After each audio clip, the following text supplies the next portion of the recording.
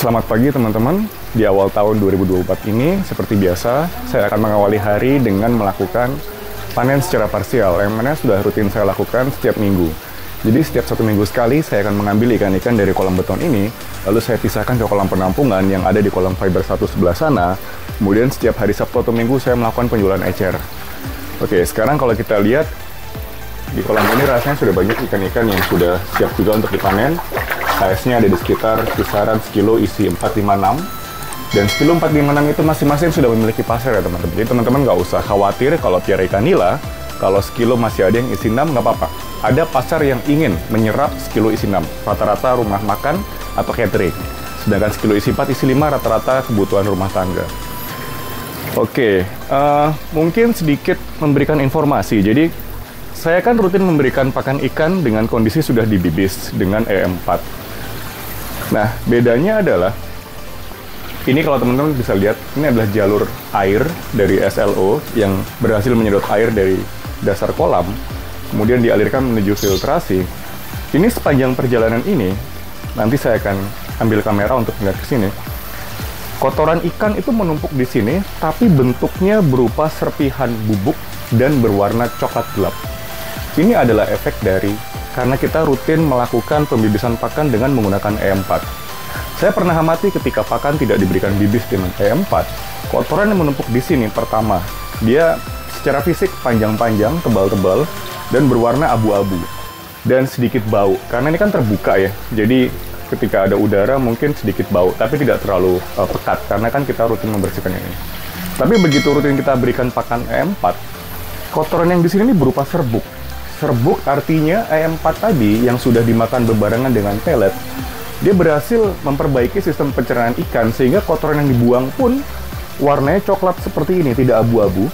Dan ini sedikit tidak berbau, tetap bau lah ya, namanya juga kotoran. Cuman tidak sebau kalau tidak diberikan bibis dengan EM4. Dan bentuknya tuh butiran-butiran serbuk-serbuk halus. Oke, saya akan panen satu kolam yang di sini. Di sini seperti biasa, air yang di sini tidak saya buang kemana-mana, tidak saya buang ke kali, ke sungai, tapi saya buang ke wilayah lahan saya sendiri. Harapannya pada saat musim kemarau, air-air ini bisa ada di dalam tanah untuk kemudian disedot kembali oleh mesin jet pump untuk saya gunakan berulang kali.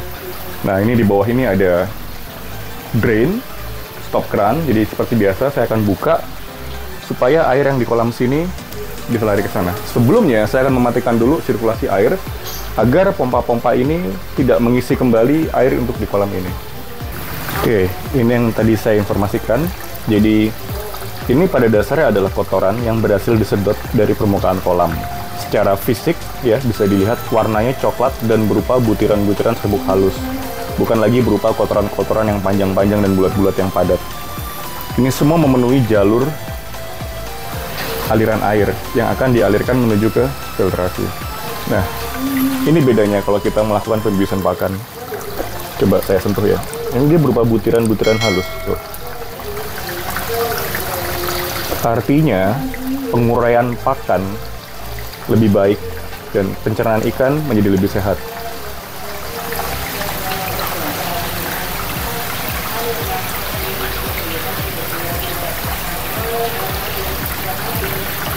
Satu kolam ini yang akan kita coba panen. Jadi di bawah sini sudah saya siapkan buat stop kerannya. Jadi pada dasarnya ini akan dibuka dan kemudian air akan tumpah ke sini untuk kemudian menyerap ke dalam tanah kembali dan digunakan pada saat musim kemarau tiba. Jadi akan berfungsi sebagai lahan serapan. Dan air-air ini bisa kita manfaatkan kembali untuk menyiram tanaman-tanaman yang ada di sini. Jadi ini sengaja saya memenuhi semua tanah yang ada di sini dengan pepaya Jepang. Karena pepaya Jepang ini merupakan salah satu pakan alternatif yang kita bisa gunakan untuk ikan nila. Ikan nila sangat sekali suka dengan pepaya Jepang ini dibanding dengan pepaya yang biasa. Jadi ada banyak lahan yang kita bisa optimalkan di sekitar guna menunjang pemenuhan kebutuhan pakan tambahan. Dan ini tentunya saya juga untuk ikan. Dan sedikit update untuk kolam lele, karena saya awalnya memiliki pertimbangan. Lele itu kan akan lebih sering diberikan pakan dibanding ikan nila. Sedangkan saya tidak memiliki banyak waktu untuk melakukan pemberian pakan secara rutin karena saya masih bekerja. Saya membeli alat auto feeder seperti ini. Ini sudah berjalan sekitar 2 hari dan hasilnya maksimal, bagus. Tapi sayangnya di hari ini saya cukup kaget karena ternyata disemutin ya. Tuh. Jadi emang gimana nih? Semutnya masuk hingga ke dalam sini. Nah, ini salah satu cara yang mesti kita pikirkan lagi nih, gimana caranya supaya semut tidak bisa menjangkau area ini. Karena sayang-sayang jadi ya, tempatnya jadi kotor dan ini bisa rusak juga nanti. Seperti biasa, kita perlu untuk menampung air sedikit di sini, hanya sekedar untuk menampung ikan-ikan yang akan kita jual secara ecer dari sini. Jadi memang saya memiliki kolam terpisah supaya tidak repot ketika panen. Ikan-ikan ini bisa kita letakkan di sini supaya pada saat pengambilan kita tidak perlu repot-repot lagi untuk langsung mengambil dari kolam.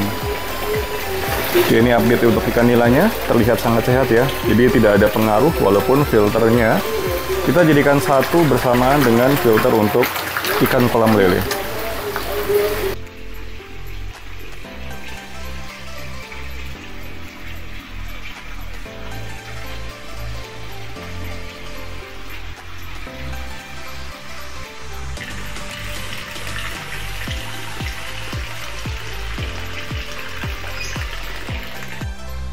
Di kesempatan kali ini, timingnya sangat pas sekali ketika saya sedang merekam video. Kebetulan ada tetangga di kawasan perumahan sekitar yang datang untuk melakukan pembelian ecer. Rata-rata pembelian yang datangnya dari rumah tangga biasanya menginginkan ukuran ikan nila sekilo isi 4 maupun 5 ekor. Karena kesibukan saya di hari biasa, penjualan ecer hanya saya buka dan layani saat weekend saja, karena skalanya juga masih kecil. Dan saat ini bukanlah sebagai sumber penghasilan yang utama. Penjualan ecer saya lakukan dengan cara santai dan tidak pusing memikirkan laku atau tidaknya. Sudah 3 tahun menjalani penjualan ecer seperti ini, ikan-ikan selalu habis dan rutin juga memulai siklus baru untuk menebar bibit-bibit yang baru. Jika teman-teman pusing dan tidak tahu cara menjual dengan cara yang mudah dan menguntungkan, lakukan dari hal yang paling sederhana dulu, yaitu targetkan penjualan di lingkungan sekitar terlebih dahulu, dan lambat laun akan berkembang dengan sendirinya. Jika saya boleh sarankan, panen yang teman-teman dapatkan di siklus pertama lebih baik diberikan atau disumbangkan semuanya ke yang membutuhkan, sebagai bentuk rasa syukur bahwa teman-teman akhirnya bisa berhasil melakukan panen pertama dengan semua tantangan yang dihadapi hingga berhasil melakukan panen. Baiklah teman-teman nilaku, saya rasa itu saja yang bisa saya sampaikan di kesempatan video kali ini. Jika kalian suka dengan konten ini, jangan lupa untuk klik like dan subscribe dan share agar channel ini bisa berkembang lebih baik lagi dan secara konsisten dapat memberikan informasi seputar budidaya ikan nila. Akhir kata, terima kasih sudah menonton video ini. Sampai berjumpa di video-video selanjutnya.